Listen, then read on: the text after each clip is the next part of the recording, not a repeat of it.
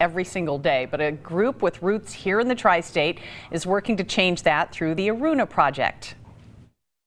तब मैंने दूसरे के घर पे काम करके खाता था और उसके साथ साथ पढ़ाई भी किया, तो मेरे को लगता है कि मैं बहुत दुखी हूँ। मेरा पहला आदमी जो था ना गांव में 17 साल मेरे साथ है, उसका औरत भी है। फिर वो मुझे बिल्डिंग का काम छोड़ाया, फिर बोला इधर ही आना पड़ा मुझे।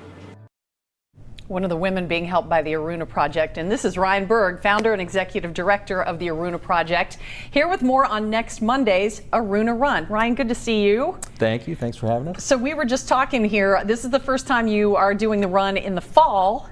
Tell me about what has sort of led up to this point.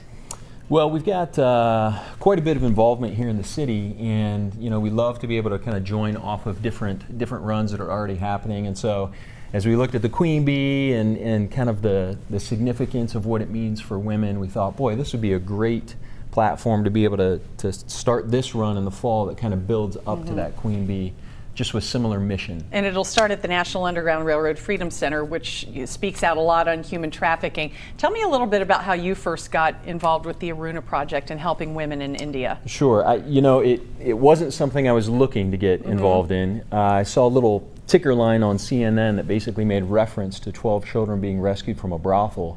And I had never heard of sex trafficking before. I didn't know it existed.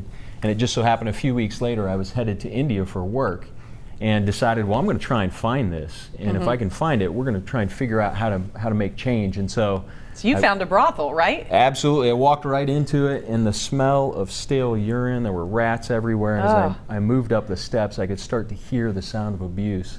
And it basically opened up into a long corridor with just woman after woman lined up. Goodness. And I had never seen slavery before. So it broke my heart quite literally. And so we went back months later, actually embedded in the area, did all the research to simply try and figure out what can we do to try and help bring about change.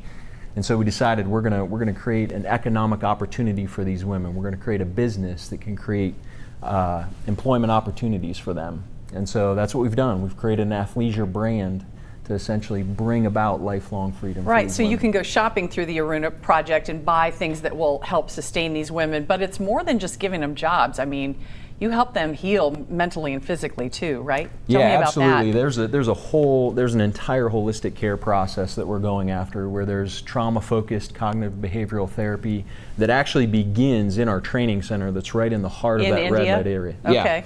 And so there's a particular red light area where there's an estimated 15,000 sex workers just within this 2 square mile area. Goodness. It's absurd. And so part of what we're seeking to do within that training center is create a pathway out. And so that trauma-focused cognitive behavioral therapy begins in that training center and then follows them as we're able to free them, follows them into the business and then continues on with them. So they're in a community of holistic care to help them heal as they move on. So you can do something to help these women. You can take part in the Cincinnati Aruna Run. There are runs all over the country, but ours is next Monday. It starts at 8 o'clock in the morning on Labor Day at the National Underground Railroad Freedom Center. And we have information at local12.com. Just click the Get It tab for information on signing up for the run. And then if you go to my Facebook page, I've linked to the Aruna Project. Wonderful. So if people don't want to run, maybe they just want to shop for some of the great projects that these women work on to get out of sex slavery.